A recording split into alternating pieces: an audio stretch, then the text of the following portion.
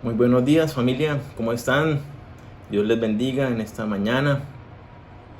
Es muy grato una vez más siempre compartir este espacio, este tiempo con ustedes como familia reunidos. Ya estamos llegando al final de este estudio que hemos venido haciendo a través de varios meses, ¿cierto?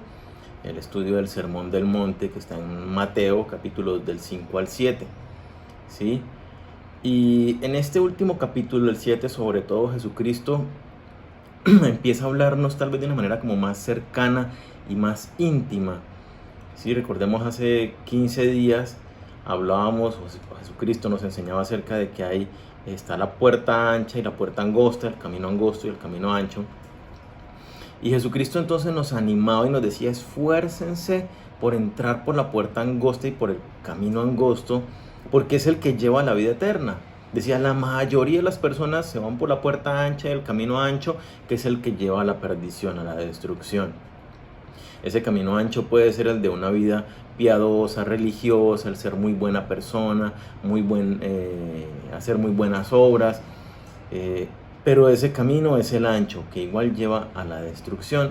Y entonces Él nos animaba a que entráramos por esa puerta, que es el mismo, ¿cierto? El mismo Jesucristo, y es el camino de vida por la fe en Él.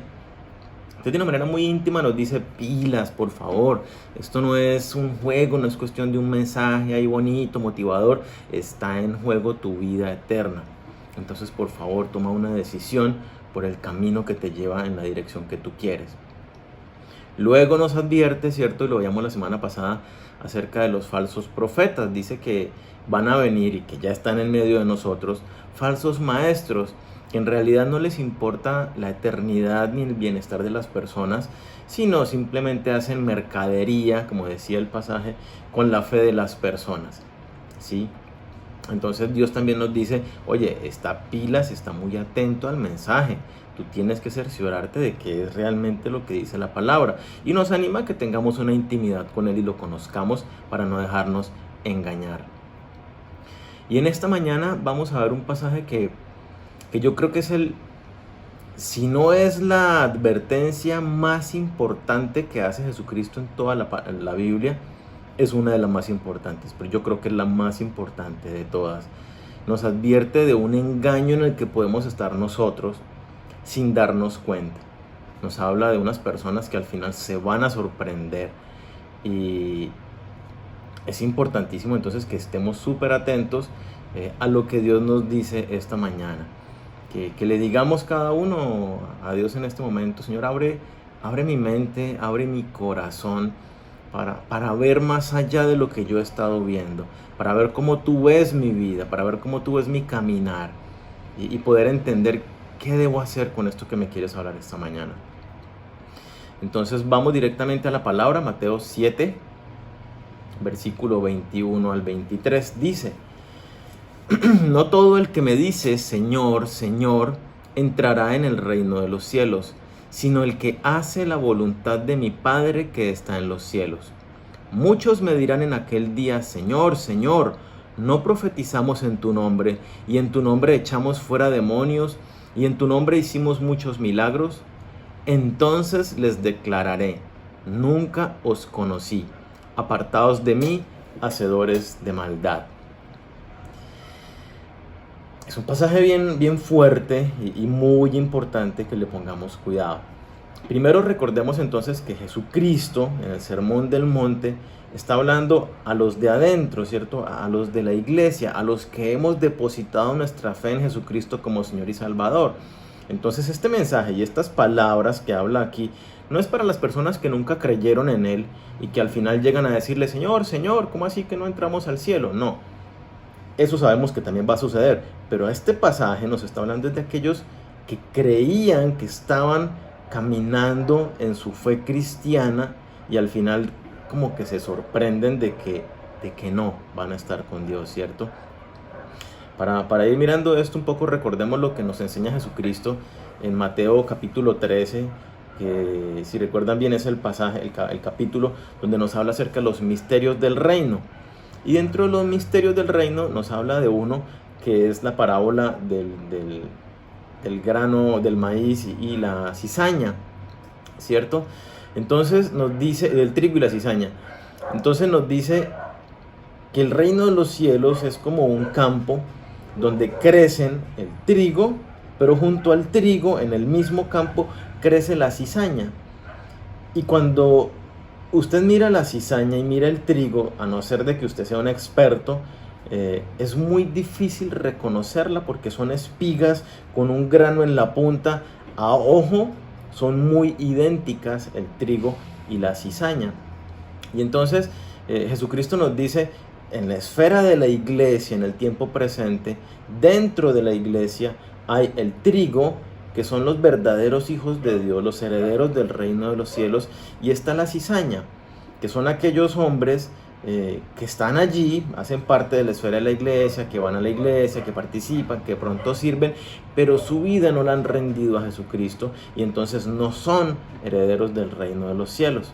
La parábola esa de Mateo 13, que ya la estudiamos el año pasado, nos habla justamente de eso, ¿no? Que al final de los tiempos Dios mismo es el que separará los unos de los otros. El trigo lo guardará en sus graneros, dice, estaremos en la eternidad con él, y la cizaña será echada al horno de fuego.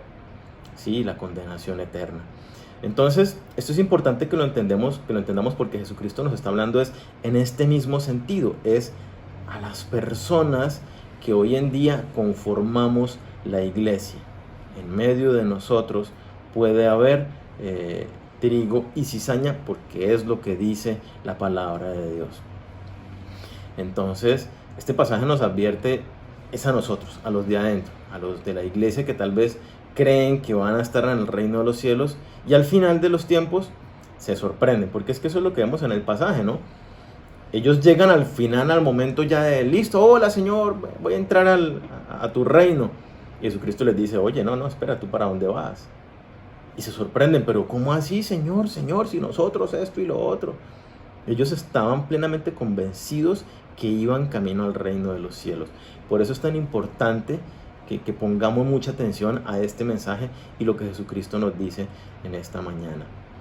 Entonces, Jesús nos hace un llamado, ¿cierto? Mateo 7, 21 dice, quiero leerlo nuevamente, no todo el que me dice Señor, Señor, entrará en el reino de los cielos, sino el que hace la voluntad de mi Padre que está en los cielos. Jesucristo nos dice, oye, no pienses que porque me dices que yo soy tu Señor, tú vienes para el cielo. Es muy fuerte. Cuando yo la leí hace muchos años, que le puse cuidado a esto, yo dije, wow, y me pregunté inmediatamente, ¿será que yo soy uno de esos hombres? ¿Será que mi fe la he depositado en fundamentos equivocados y yo creo que me voy para el cielo y al final me voy a llevar una sorpresa? ¿Cierto? Porque eso es lo que sucede en este pasaje.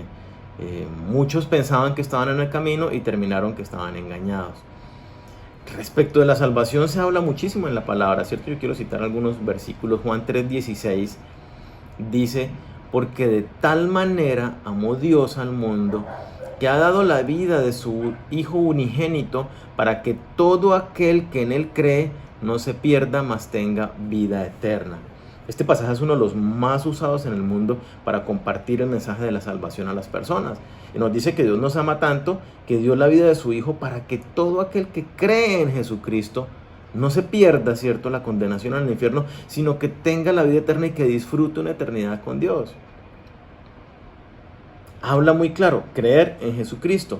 Romanos 10, versículo, voy a leerlo desde el 8b hasta el 11, ¿cierto? Nos habla muy claro de esto también.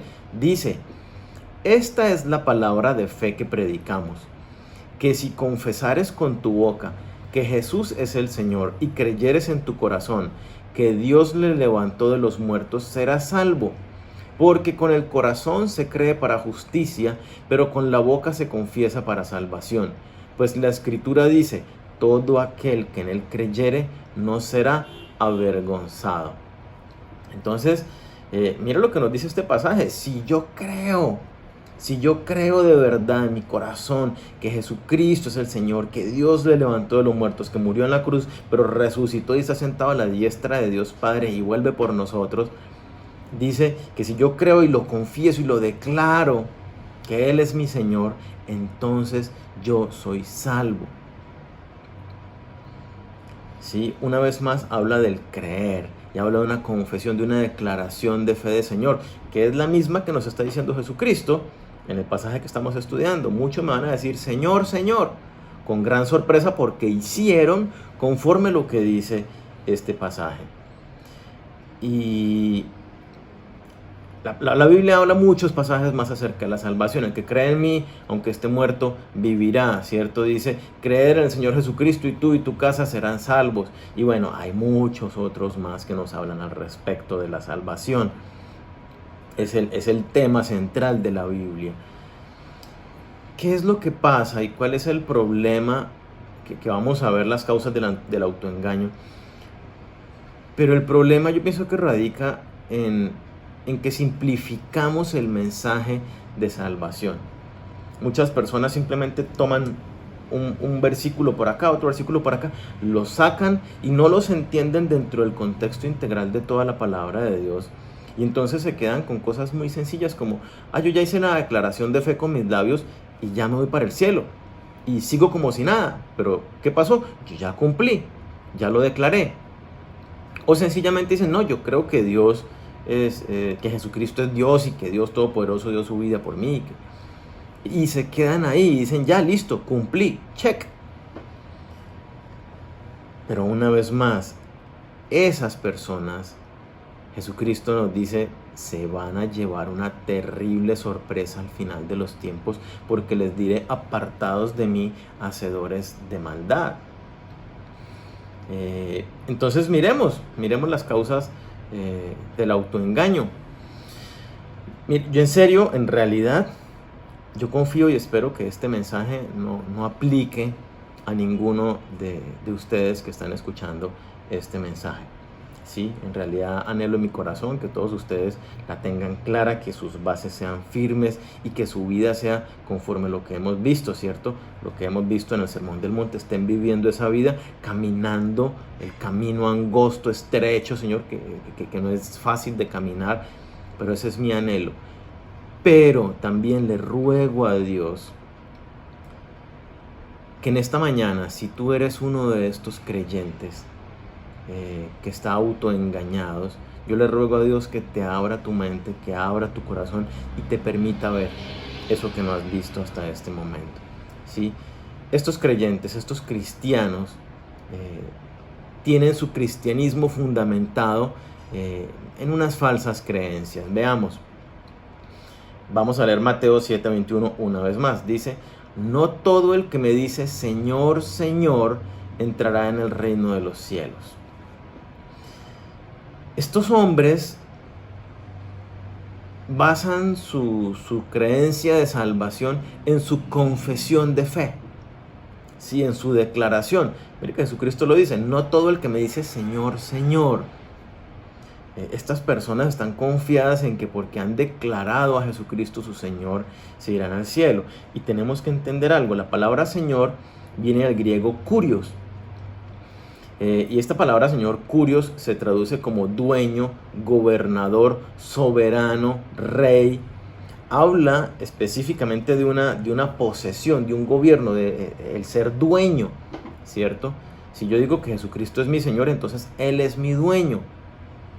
Y así como usted es dueño y posee algunas cosas, y con las cosas que usted posee y de las cuales usted es dueño, usted hace lo que quiere con ellas, de la misma manera es la implicación de decir y declarar que Jesucristo es Señor. Si nos vamos a la Biblia, en el tiempo de Jesucristo, recordemos que en ese tiempo no se había escrito el Nuevo Testamento, empezaba apenas a ser escrito. En el tiempo de Jesucristo no se había escrito, pero estaba la Biblia, y en la Biblia esta palabra kurios, esta palabra Señor, se usa más de 9,000 veces, pero de las 9,000 veces, más de 6,000 veces se usa para traducir el nombre de Dios, el nombre de Jehová.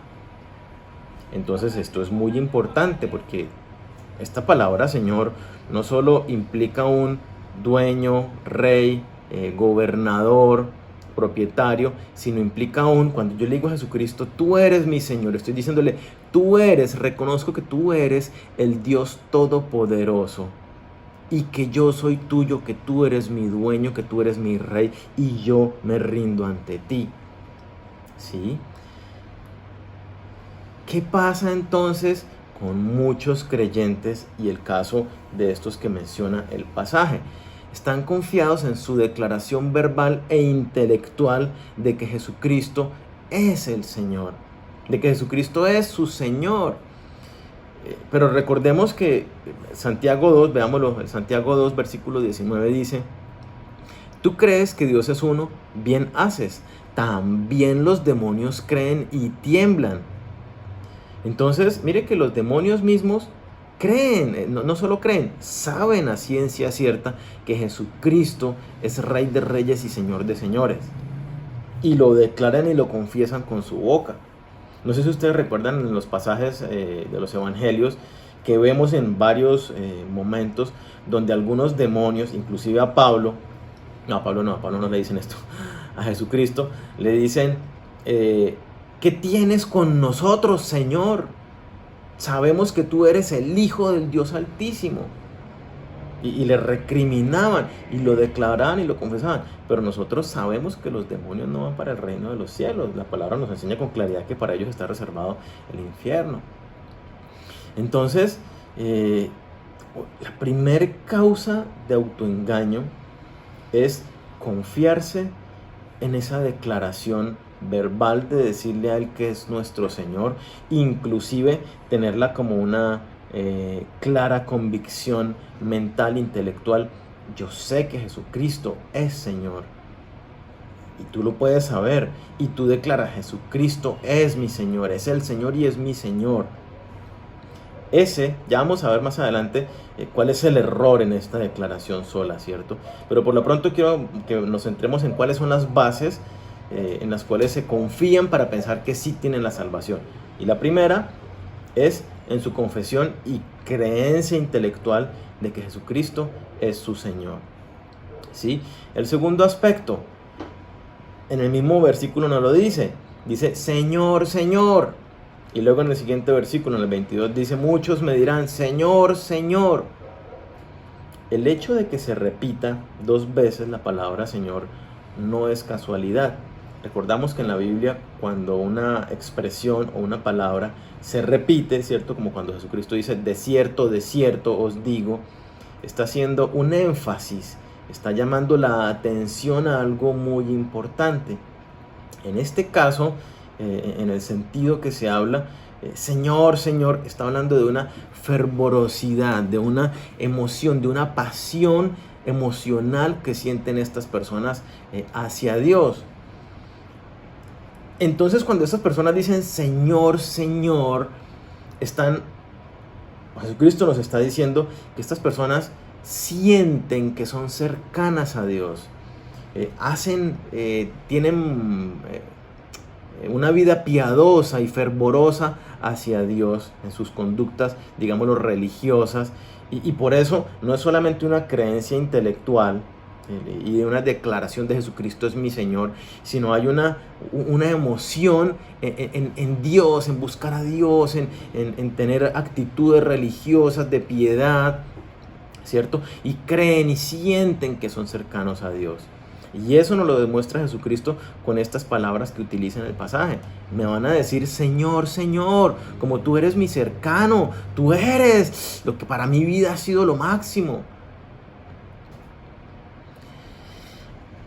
Y Jesucristo en el pasaje nos dice a algunas de las personas, ¿cierto? Porque dice, no todo el que me dice, Señor, Señor, yo soy cercano a ti y mira toda la fervorosidad con la que he vivido para ti. No todos aquellos van a entrar al reino de los cielos. Tal vez algunos sí, pero mire que habla de muchos. Muchos me irán en aquel día. Y es la misma palabra que utilizaba cuando hablábamos del camino ancho y el camino angosto. Muchos, o sea, la mayoría va por el camino ancho, pero pocos van por el estrecho. Pocos pasan por la puerta angosta. Aquí es lo mismo. Muchos son los llamados, dice la palabra, pero pocos los que en realidad entran al reino de los cielos. Y hoy vemos muchísimo pueblo cristiano, pero esta advertencia es supremamente importante y pertinente justamente por eso, para que nosotros nos empecemos a examinar y no seamos de esos que al final nos llevemos una terrible sorpresa, ¿sí? Entonces vamos en una declaración de fe, ¿cierto? Una confesión de que Jesucristo es el Señor. Eso es un fundamento que los lleva a ellos a pensar de que van para el cielo. El otro aspecto que los lleva a creer que van para el cielo es que se sienten cercanos a Dios y realmente son fervorosos hacia Dios, ¿sí? El otro aspecto es, veamos el versículo 22, ahí en Mateo 7, dice: muchos me dirán en aquel día, Señor, Señor, ¿no profetizamos en tu nombre y en tu nombre echamos fuera demonios y en tu nombre hicimos muchos milagros? Estas personas, ¿en qué están basando su seguridad? Están fundamentando su creencia de que van para el cielo en sus actividades religiosas y sus capacidades, en su confianza en las cosas que hicieron para Dios o en el nombre de Dios. Fíjese que dice, ¿no profetizamos en tu nombre?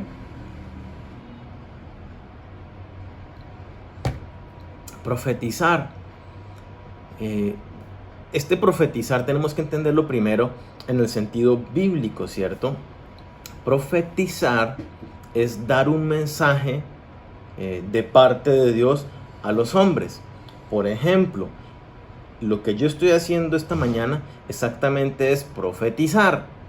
Estoy hablando la palabra revelada de Dios en la Biblia a ustedes. Estoy hablando lo que dice Dios, explicando al detalle lo que dice ese pasaje. Eso es profetizar, ¿cierto? Hago una aclaración, y hago la aclaración porque hay personas que creen que el profeta es ese que se acerca a las personas y pone las manos y como que les está adivinando el futuro y le dice a cada uno, a ti te va a pasar esto y tú serás no sé qué cosas. La gente tiene entendido que ese es el profeta y ese no es un profeta. El profeta es el que habla la palabra de Dios a las personas. Llámese alguien que esté orando y Dios le revele algo de la otra persona y se lo comparta, pero hago la claridad una vez más. Este personaje que tiene esa percepción de que Dios me está dando un mensaje para este otro, lo que dice debe ser acorde a la palabra ya revelada en la Biblia. Eso nos lo enseña segunda carta de Corintios 14, que primera carta de Corintios 14, donde dice que tenemos que examinar lo que dice el profeta conforme a la escritura, y que lo que dice esa persona tiene unas características muy particulares, tiene un enfoque particular, y por ningún lado habla de adivinación del futuro, ¿sí? Entonces hago la claridad porque hay muchas personas que están confundidas con ese tema de quién es un profeta y todo lo demás. Entonces, los profetas, y en este caso los que dice Jesucristo, no profetizamos en tu nombre. Aquí pueden ingresar los predicadores, ¿cierto? Un predicador estaba profetizando, estaba dando la palabra de Dios. Incluye una persona que enseña la Biblia, que tiene un grupo en su casa y enseña la Biblia, se incluye estas personas. Alguien que hace discípulos, se incluye un maestro de la escuela de niños en la iglesia. Toda aquella persona que dé palabra de Dios a las personas vendría siendo aquí. Entonces, como, Señor, pero yo no enseñaba en la escuela dominical. Señor, pero yo no tenía un grupo en mi casa y no hice muchos discípulos. Señor, pero yo prediqué durante 50 años la palabra ya en el púlpito. Y Jesucristo igual le dice, no te conozco, apártate de mí. ¿Sí? Entonces, ¿se puede predicar la palabra y aún así no ser cristiano? Claro, por supuesto. Y es lo que Jesucristo está diciendo en este pasaje. Muchos me dirán, no profetizamos en tu nombre. Y él va a decir, sí, pero no los conozco. Chao. Y lo vemos en la Biblia casos. Balaam, el profeta del Antiguo Testamento, profetizó en nombre de Dios. Pero la Biblia nos enseña que el camino de Balaam lo llevó a la condenación. ¿Sí? El mismo caso del rey Saúl. El rey Saúl lo vemos en algunos momentos de su reinado profetizando, se sentó con algunos profetas y profetizó. Y sabemos que Saúl fue desechado por Dios también. En el Nuevo Testamento vemos a Pablo diciendo que hay algunos que predican la palabra de Dios por envidia. O sea, no predicaban por el amor a las personas, sino por envidia. Esas personas no creían ni siquiera en Dios. Entonces, se puede predicar la palabra y aún no ser cristiano, no ser creyente. Y este pasaje va mucho más allá, no solamente que prediqué la palabra y enseñé algunos mensajes bíblicos, ¿sí? Sino el pasaje dice incluso hicieron liberaciones y milagros, no echamos fuera demonios e hicimos muchos milagros. No fue un milagrito ahí que chiripa le salió, no, hicimos muchos milagros. Yo tengo casos cercanos de personas cercanas que llamaron a brujos para que echaran a demonios que había en sus casas. Yo mismo fui testigo de las manifestaciones espirituales que había en sus casas, de puro película de terror, y llamaron a brujos, y los brujos echaron los demonios de las dos respectivas casas que hago referencia. Y en uno de esos casos usaban el nombre de Jesucristo para echar fuera los demonios y no eran creyentes. Yo no era creyente tampoco en esa época cuando conocí estos casos y bueno, cuando sucedió todo esto. Pero sucede. Y es lo que Jesucristo está diciendo. Sí, ustedes pudieron haber echado muchos demonios, pero yo no los conozco. Ustedes no entran al reino de los cielos. Muchos milagros.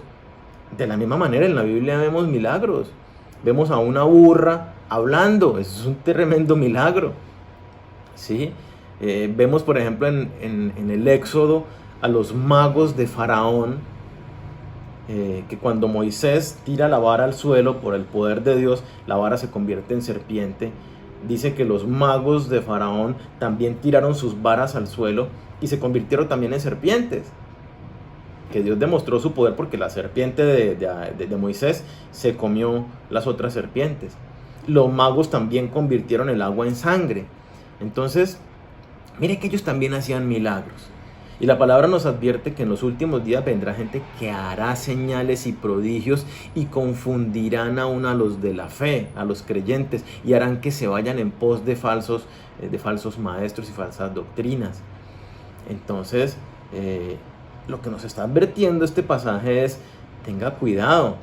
No porque usted haga muchas cosas en la iglesia, fuera de la iglesia, en el nombre de Dios, llámese predicar, señales, prodigios, que usted haga buenas obras, que lleve mercados, que asista juicioso todos los domingos a la iglesia, que usted sea de las personas más generosas que da abundantes ofrendas, ¿cierto? Esas cosas no le garantizan la salvación. Y es lo que nos está diciendo Jesucristo. Esas personas depositaban su confianza en que hacían esas cosas, por eso le recriminan al final: pero Señor, nosotros hicimos esto. ¿Cómo así que no nos dejas entrar al reino de los cielos si nosotros hicimos estas cosas? Y recordemos que la Biblia es muy clara cuando nos dice: la salvación y la entrada al reino de los cielos no es por medio de las obras. La salvación es por medio de la fe depositada en Jesucristo. Entonces, Jesús nos enseña que el fundamento del autoengaño de estos cristianos está en que confiesan que Jesucristo es su Señor. Está en que confían en sus emociones de que son muy piadosos y cercanos a Dios. Y está en las actitudes que tienen, de que van a la iglesia, de que sirven en la iglesia, de que son líderes, de que han predicado, de que dirigieron un movimiento, un grupo de parejas, de que tuvieron un grupo en su casa.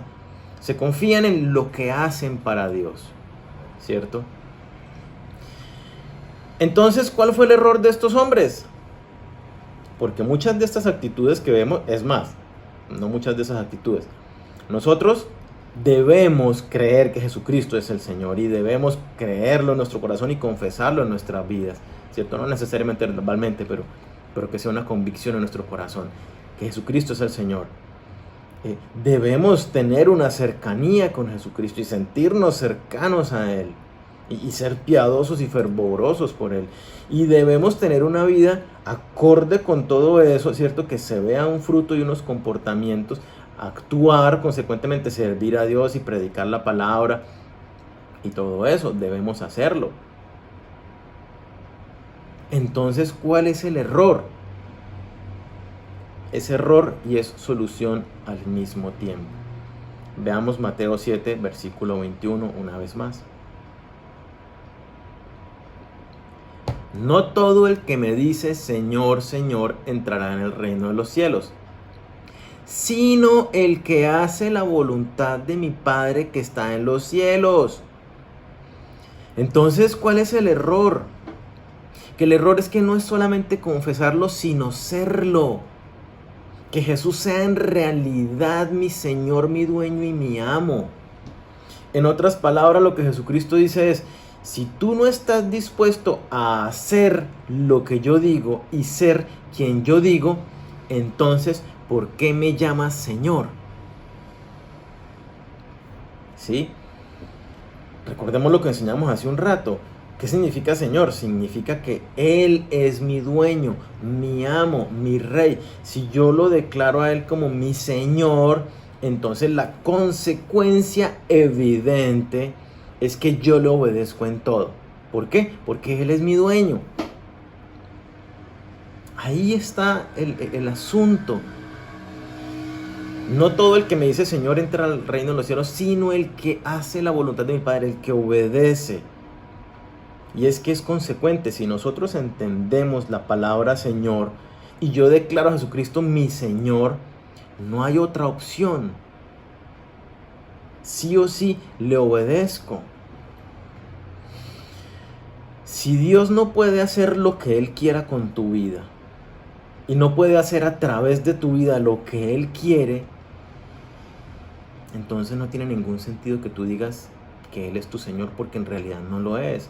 Si las decisiones que tú tomas en la vida las tomas basadas en tu corazón, en tu propio parecer, entonces tu corazón y tu parecer son tu Señor, no tú mismo. El Señor es el que dirige tus pensamientos, palabras, conductas, todo tu ser es dirigido por tu Señor y tu dueño. Si tú declaras que es Jesucristo, entonces tú estás dispuesto y has rendido tu vida absoluta a la obediencia a Él. Esto no quiere decir, ¿cierto? Hago la claridad también. Yo me declaré absolutamente rendido a Él y me someto enteramente a su voluntad y lo obedezco en todo.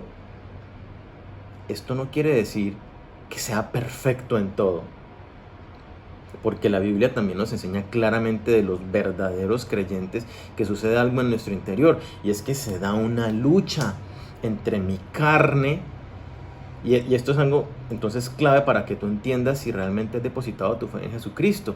Hay una lucha en ti, estás viviendo una lucha, porque tu carne quiere seguir en los mismos pecados que andaba revolcándote antes de conocer a Cristo y de rendir tu vida a Él, pero tu espíritu y por la palabra de Dios te dice, oye, eso no es lo que debes hacer. Y entonces tú, pero yo quiero por acá, pero Dios me dice que es por acá. Tú quieres irte por allá, pero Dios te dice que es por acá. Hay una lucha.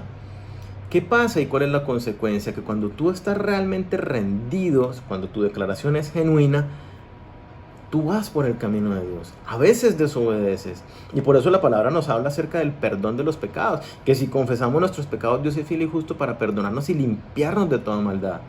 Entonces tú tienes la posibilidad, en caso de que por alguna circunstancia caíste, flaqueaste en tu fe, fuiste débil como ser humano que eres y caíste en el pecado y desobedeciste.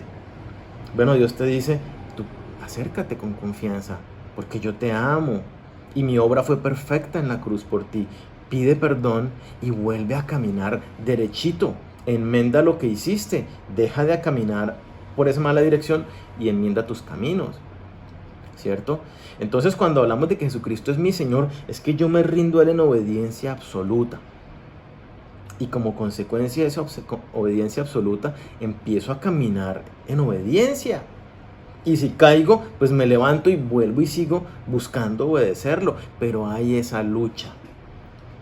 Un cristiano genuino experimenta lo que Pablo nos dice allá en Romanos 7. Miserable de mí, ¿quién me librará de este cuerpo de muerte?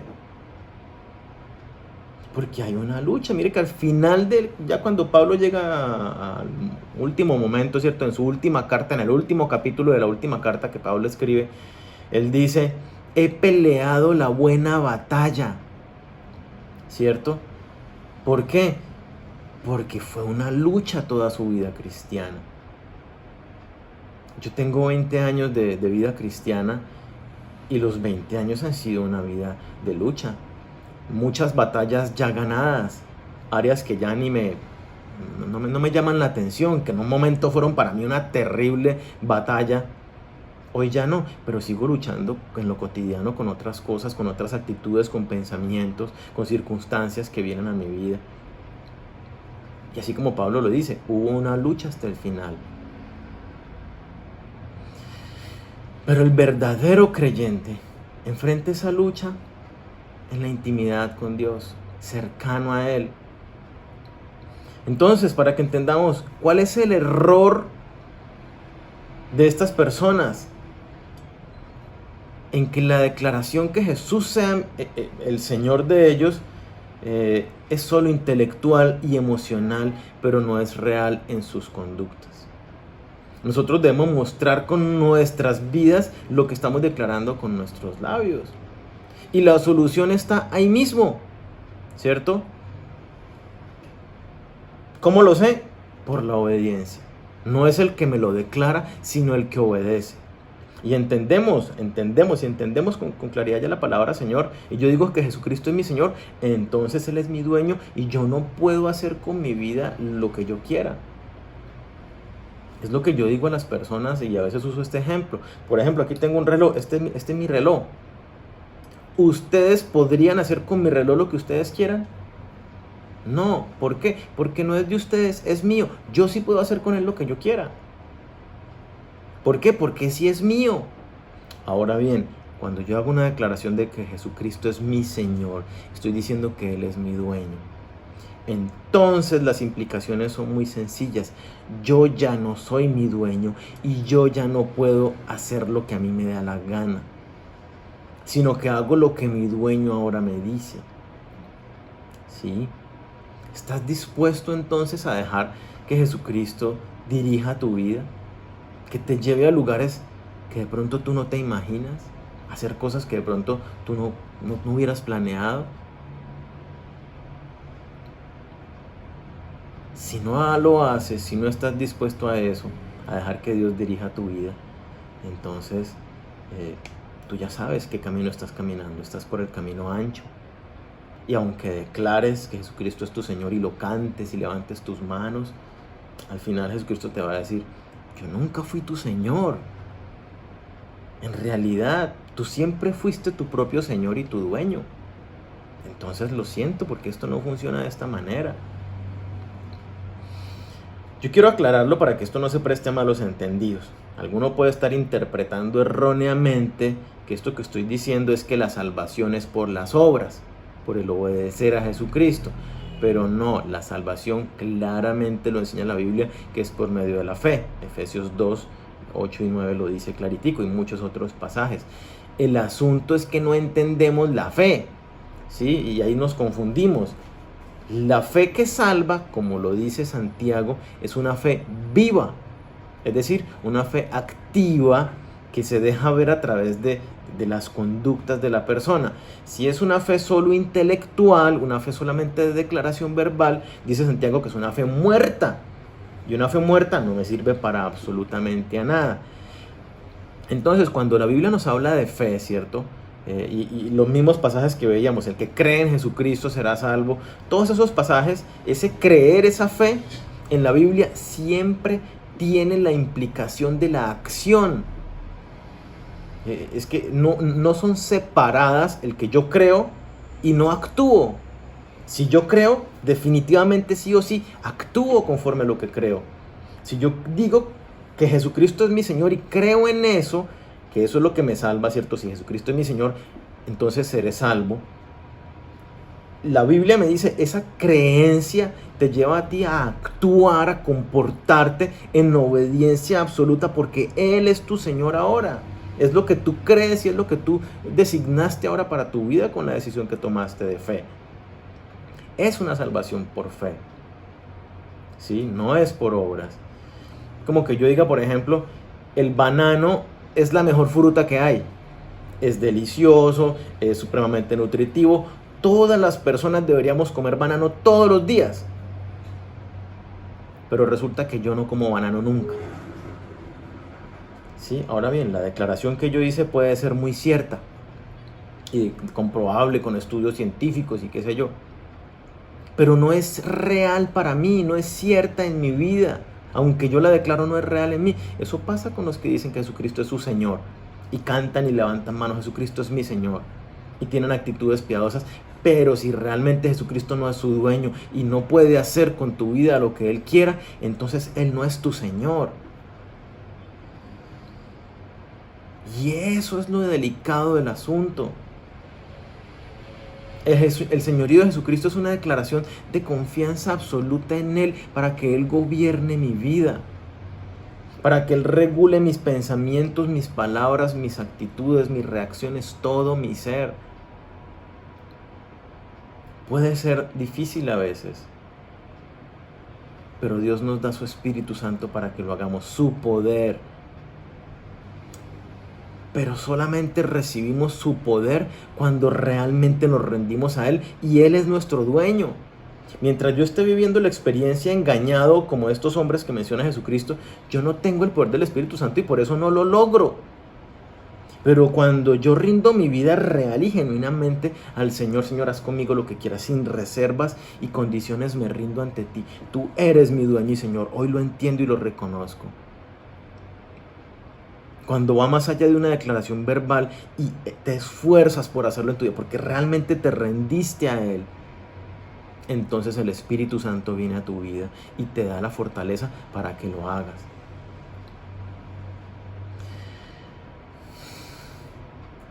Entonces, y esto lo acompaña con algo diferente. Ya terminando el pasaje, Jesucristo nos dice en Mateo 7:23, dice: entonces les declararé, nunca os conocí, apartados de mí, hacedores de maldad. Yo necesito conocer a Jesucristo. Así como es difícil obedecer a una autoridad que yo no conozco y nos cuesta someternos a veces simplemente por el hecho de que es la autoridad. Es que yo soy su papá y yo le estoy mandando y me tiene que obedecer. Y entonces uno como que le obedezco, pero igual con un policía o algo. A veces es por la fuerza que puede ejercer, ¿cierto? Por la autoridad, por el poder que tiene. Y no porque yo diga, oiga, sí, confío en este hombre que me está diciendo algo por mi bienestar. De la misma manera pasa con Dios. Necesitamos acercarnos a Él en confianza para conocerlo. Cuando yo me acerco a Él y digo, caramba, Él estaba en el reino de los cielos tranquilo, con su autoridad, con su deidad, y se despojó, dice Filipenses 2, se despojó de su deidad para hacerse un ser humano, venir a la tierra a sufrir, ser humillado, vivir una vida perfecta para poder pagar el precio que me da la eternidad a mí. Nadie jamás ha hecho un acto así de amor por ninguno. Dice que su voluntad es buena, que es agradable y que es perfecta para mi vida. Dice que Él me conoce más de lo que yo me conozco. Entonces, ¿cómo no confiar en alguien que me ama y se entregó por mí, que todos sus planes para mi vida son perfectos, buenos y agradables, y que Él sabe qué es lo mejor para mí? Entonces, en una relación de amistad, de intimidad, yo me acerco a Él, yo lo conozco a Él, y entonces, como consecuencia indiscutible, lo obedezco a Él. Miremos lo que dice primera carta de Juan, capítulo 2, versículos 3 al 6. Y en esto sabemos que nosotros le conocemos, si guardamos sus mandamientos. El que dice, yo le conozco, y no guarda sus mandamientos, el tal es mentiroso y la verdad no está en él. Pero el que guarda su palabra, en este verdaderamente el amor de Dios se ha perfeccionado. Por eso sabemos que estamos en Él. El que dice que permanece en Él debe andar como Él anduvo. Entonces miremos que la clave está ahí. Conocerlo es obedecerlo. Si sabemos que le conocemos, si guardamos sus mandamientos, yo sé que lo conozco si lo obedezco. Yo lo obedezco porque lo conozco. Es más fácil para nosotros, por el amor que conocemos, que hemos recibido de Dios, por lo que vamos descubriendo de Él, dar pasos cada día de obediencia. Y es lo que dice el pasaje: si alguno dice que permanece en Él, si alguno es cercano a Él, lo conoce, camina como Él camina, camina por sus caminos que Él caminó. Entonces, nosotros necesitamos acercarnos a Jesucristo con total amor, con total rendición sobre todo, entendiendo que yo no puedo declararlo a Él como mi Señor si no he rendido mi vida de manera absoluta. Y para eso Él, como lo veíamos hace un momento, Él nos demuestra su amor, no simplemente nos dice su amor. Él lo demuestra cada día en nuestras vidas con todas las bendiciones que nosotros recibimos. Porque dice Santiago que toda dádiva y todo don perfecto proviene de parte de Dios. Entonces, tú quieres tener la certeza de que estás depositando tu fe y tu fundamento es claro y que te vas para el reino de los cielos y que eres heredero del reino de los cielos. Tú necesitas tener una fe viva, como lo hemos visto esta mañana. No simplemente una mera declaración intelectual seguida de un sentimiento, de una emoción por Jesucristo, sino necesitas realmente rendirte a Él y obedecerlo, teniendo una relación de amistad personal con Dios, para que con el Espíritu Santo que Dios te da, tú puedas pelear la batalla cada día. Que cada día puedas pelear la batalla contra tu propia carnalidad. Que puedas empezar a dar pasos de obediencia y descubrir todo el amor y las bendiciones que Dios tiene para ti en su camino, en su voluntad. Entonces yo te digo, por favor, ríndete totalmente a Dios en esta mañana, sin reservarte ni una sola área de tu vida para ti. Acércate a Dios con total confianza, buscando conocerlo, esforzándote por obedecerlo, y verás cómo Él se manifiesta en tu vida. Dice la palabra: toda rodilla se doblará delante de Dios y toda lengua confesará que Jesucristo es el Señor.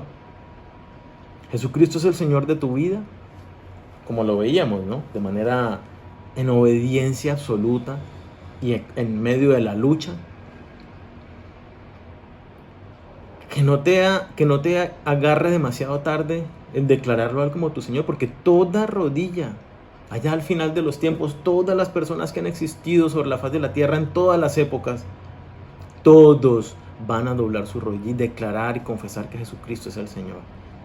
Que no te pase a ti que esa confesión, y acordémonos, confesión seguida de vida, ya sea demasiado tarde.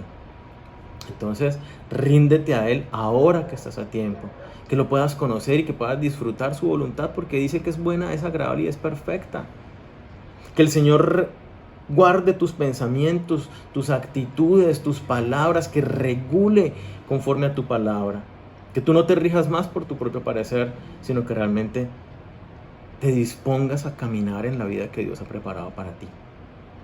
No hay mejor vida que el conocer a Jesucristo desde ahora que estamos en este mundo y poder experimentar luego la vida con Él. Así que yo te invito a que te ponga la mano en el corazón y hablemos con Él. Dile: Señor, te damos gracias por esta palabra, por esta advertencia que nos has hecho con tanto amor.